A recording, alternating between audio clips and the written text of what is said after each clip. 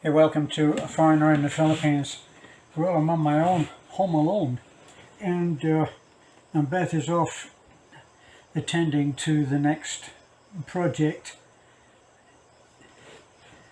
And I thought that I would have a little chat about some of the things that, as a foreigner, you'll have to face if you come to live in the Philippines. And I looked at Bud Brown's a video that he put out very recently, and he was talking about how between 5 and 7 years is the well, what did Hollywood call the marriage when things start go a little wrong in the marriage, called it the 7-year itch. And it's true that this happens with the Philippines, because what happens is that when you come to live in the Philippines, you see the magic of it. Oh, I got a droopy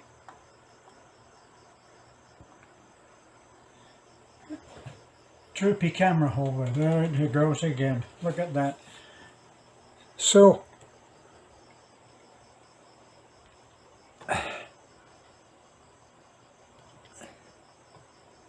what the heck?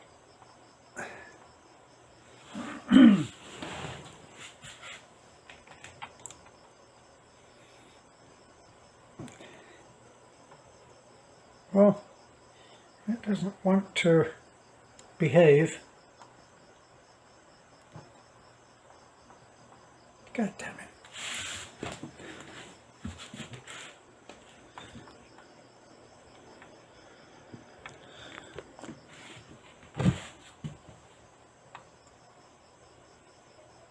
Okay, I think I'm there. I'll start again. Hey, welcome to A Foreigner in the Philippines. I'm on my home alone. Stretch tonight. Beth has gone out and she has some stuff to do for Menzies' house. So we're struggling to get the permission to do it in the place that we would like, and that can sometimes be a struggle. But anyway, Beth knows how to handle that, and I'm sure that she will be very successful. One thing that always strikes me very much while living in the Philippines is that there's a kind of a domino effect about the things that can go wrong, and as Murphy would have us believe, if it can go wrong, it will. And what can happen is that you get to a point where you kind of have had enough, and that's when it takes handling. That's when it takes that you have to be handling the thing, and that's the skill. So you have to remind yourself, now what? That was, I think, a telephone call. I'm on my phone cam because we're having problems with our little camera. As I say, things tend to pile up.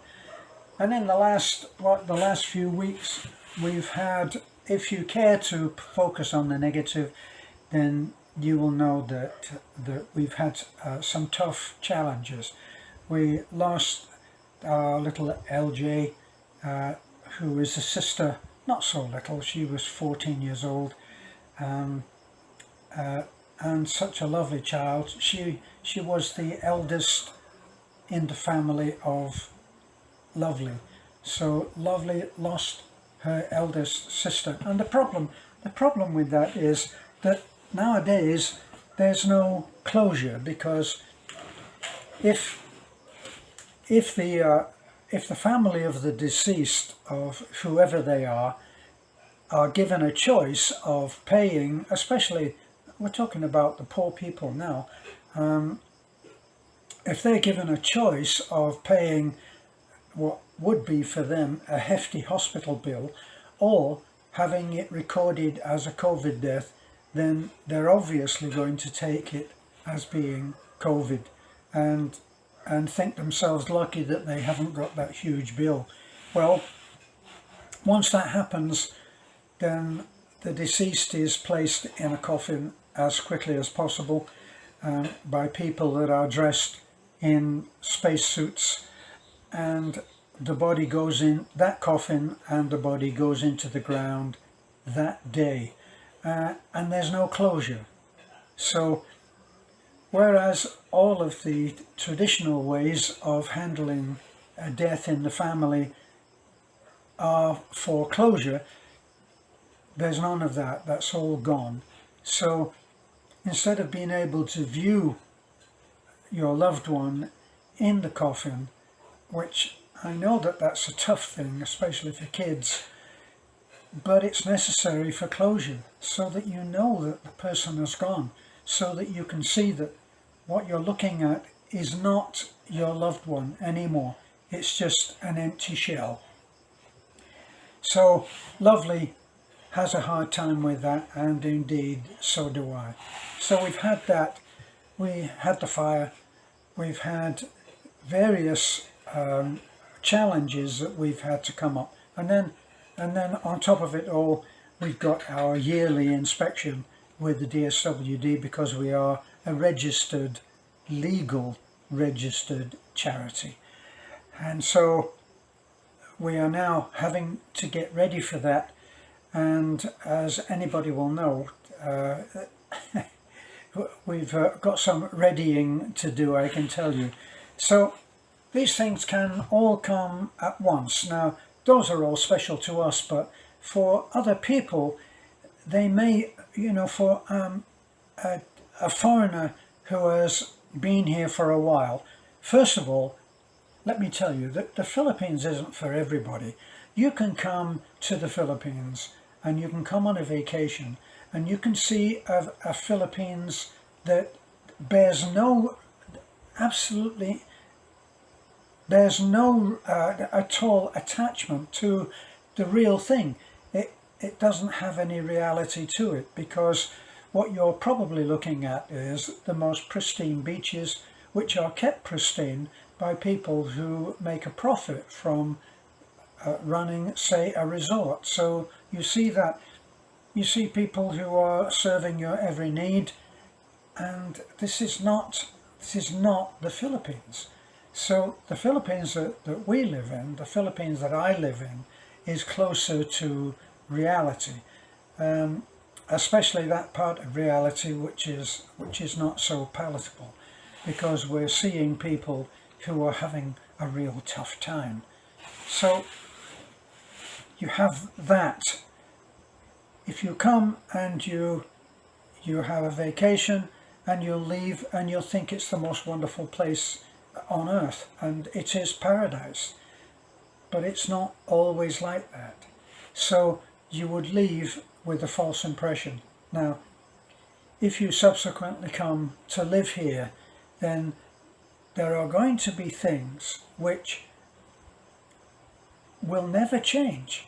They will take many tens of years, many years that they will be unchanged, and there is nothing that you can do about that. Now, if you look at the comments that you've been seeing for our videos that showed about the fire, now the fire, yes, possibly would never have happened had it been in America or in England or one of the modern Western countries. It wouldn't have done that, because the code is so strict that wouldn't have happened. But here it's not that strict, and that's one of the things that you have to understand. And what you do is you do the best that you can with the resources that you have, and then you take your chances. As I said, the Philippines is not for everybody, and you really need to understand that if you're thinking about coming. So when you plan on coming to the Philippines, don't just look at what Beth and I planned as a feel-good channel. We hoped that we are a feel-good channel. Now, later, as time went by, it became a feel-good channel from a very special frame of reference, and that is that we were doing what we could with the resources that we had to change lives in our community. And from that viewpoint, it is a feel-good channel. But in a way, it's not, in that you see some very sad stories, and this, I still feel, has cost us on our channel, because it's a fact, and it's a psychological indicator of how much of this kind of heartbreaking news you're taking, because you can reach a condition called sympathy shock, where you go into sympathy shock. You have no more sympathy, and then you simply have to be able to cut off. Now, someone who works, say, in the ER, emergency room, especially in, say, a very violent city in America, where there are shootings and stabbings and killings, and some, say, drunk driving, all those kinds of accidents and damage to the human body that can be done. And the nurses have to be able to cut off. They're not in sympathy shock, but they cannot take that home with them every night. So they have to be able to cut the tie, the connection between themselves in relation to their job and their family at home. Because you can't be taking those images of just how wrong life can go and taking it home. So you just have to be able to cut off. Beth and I take it that there are trainings that you can do when you're doing that kind of highly stressful job, so that you can cut off and not take it home. Beth and I have not had any training, no such training for that. So we've had to work out our own ways of dealing with things. But for ordinary life, you may come here, lead a very low profile life where you enjoy the life that you lead. You come here, you are probably a retiree, and you come with the proceeds from a pretty nice house in America or in the UK, wherever it is, and you're able to come up and set yourself up very comfortably in a house that you have built to your own specification, and that's more than likely what you do. Now, once you've done that, you can then lead a very pleasant life. I know someone who I count, my friend Alvin, I count him as being probably the happiest, most contented expat that I know, because he has led a good life in a good job. He came out, he had a beautiful house built, he married someone that he loves very much, with an already made family that he also loves very much, and they enjoy their lives, and you could do that too. But once you step outside the door of your house, you're dealing not with the Philippines that you've created, but the real life Philippines. Now, the real life Philippines is quite different. If you go, say, into the nearest town, for us that's Talabon, and we drive into town. Now, if things take longer than we expect, we may have to drive back in the dark. An absolute no-no in the Philippines for most expats, for most foreigners, because, and there's a very good reason for it, there's very little in the way of road lighting and we drive about 20 kilometers to where we live, the turn off of the national highway. Now, the national highway is certainly up until recently, when they started to do some improvements of widening the road, it used to be a narrow 2-lane road, which certainly was not wide to start with anyway. And it's populated along the way with small barangays, with small communities, and these communities straddle the highway.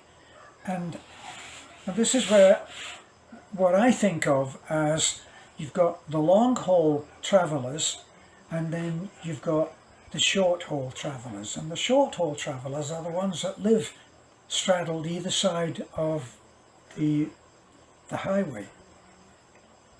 Now, they think in that way, and this is no more the reality for, say, a truck driver who's driving from Taliban to, say, Tagbilaran. Now, they're thinking long haul. They're thinking 3 hours drive to get from Taliban right to Tagbilaran, and they have no time for stopping along the way. It's a straight drive, and if it's in the dark, then it's a tough one, because you have your short haul communities who are living either side of the road. Now, Filipinos have their own way of dealing with life alongside a very busy road. They do not have a great reverence for lights, and so very often, as a traveller from A to B, which is for us to get home, if it's in the dark, I, as a driver, can start to overtake with the best of cautions, put my lights on full to overtake someone, and that someone that we're overtaking might not have any back lights. Now, we move out into the other side of the road, the wrong side. I'm now on the wrong side of the road, and I have to get past, say, this tricycle driver who has no lights. Now, I might now be overtaking, in my mind, one person, one driver, one vehicle, but on the other side of that vehicle is another vehicle that also has no lights, and this has to be allowed for. Coming in the opposite direction may be another vehicle that also has no lights. So, very easy to have the perfect storm. And you have to be ready for that. Now, there's no point in getting mad about it, because it's the way that it is. And you have all kinds of different challenges which you would never have if you were living in the West, because driving and everything on the road is so strictly regulated. You would have a hard time going very far without backlights. If you were in America, you would be pulled over by traffic cops in no time at all, and quite rightly so. But in the Philippines, this is not the way. One of the things that Beth and I thought would be a good idea for helping to bring change to the Philippines, well, to our community, would be to have a little booth set up, a stall set up in Taliban with a sign saying, "Come and let's give you backlights." And so we would have an electrician there who would run a quick test on any tricycle that drives up to our little booth, and he would make a test, put a new bulb in, which is probably all that it needed, and the driver would drive away that much safer. Front lights the same. And in doing so, we would actually be bringing a greater level of safety to the community. Of course, it would take thousands of such repairs to make a real big difference, but we've learned that the differences that we can make are the ones that we have the resources to do. And so we would not be daunted by the fact that it would take so many to make a real difference, because we could still make a difference. And that would be the kind of thing that would bring a new level of safety to the driving that was being done in our area, and that's what we would do. Now, you have other challenges as well. Dogs are not regulated in the Philippines, nor are they fixed. So you don't have dogs being fixed because it costs about 5,000 pesos. And there are so many dogs. For instance, we have about 6 or 7 farm dogs. Farm dogs tend to, they survive, they are responsible for their own survival. They're never tethered, they're never tied up, and we can't get them to a vet. So we have to try to bring a vet to us, and then that vet has to try to deal with a dog that's never been tied up and never had a hand on them, that was not just petting. So the last time that we brought one, we brought the vet out to see Pogi. Pogi wouldn't let him touch. He wouldn't let the vet touch him. Certainly he wasn't going to stand for an injection, which is what the vet wanted to give him. So you've got that kind of thing where the birthing of puppies it's just runs riot. And it runs riot out on the street, it runs riot everywhere. And so dogs can be a serious challenge, especially if you're driving a motorcycle. A dog can bring you off and give you some serious injuries. Now, the other thing is that when your little community is straddling the national highway, you don't view it as the national highway. What you view it as your locality. And when you perhaps might be hanging out, it's very difficult for a foreigner to understand this, but it's the reality. People sit with their butt on the white line.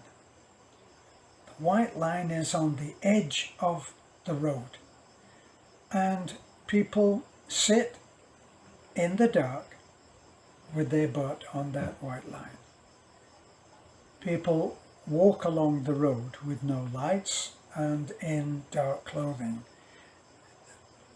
It amazes me that more people are not hurt on the road, not being knocked down, because they don't walk on the correct side of the road. Everybody in a Western country will have been taught you walk into the oncoming traffic, and then you are well aware of anything that may or may not be going wrong. So you know to step to one side if an oncoming vehicle has evidently not seen you, because you can see it's coming on and you better step off the road. Otherwise you may certainly get killed. They don't do that here. So that's something that you have to be aware of when you're driving in the dark. Very, very risky. The other thing is 6 and 7 people to a motorcycle. Solo motorcycle. It can have a person sitting on the gas tank, and then from there it gets even busier. And 6 or 7 on a motorcycle is not unusual, and so that's something that you need to be aware of too. Plus, a tricycle taxi probably should have maybe, let me see, 2, 4, maybe 5 passengers, could have 15 passengers, especially if it's school time and kids are getting home from school or going to school. You will see an unbelievable amount of people on a tricycle. How it works, I'll never know, but it does. So all of these things are things which can stack up. You can start getting to the point where you just cannot see how it can work. And so you can lose it. You can lose it. You can easily think, I can't do this anymore. And that's a little hump that you have to get over. You have to be able to negotiate that. And that's something that has to be done. Now I'm looking and I'm wondering if my camera was not even turned on. Hopefully it was. But thanks for looking in. It's not all bad news, because the beauty of the place is actually so staggering, and the people, and they make it all worthwhile.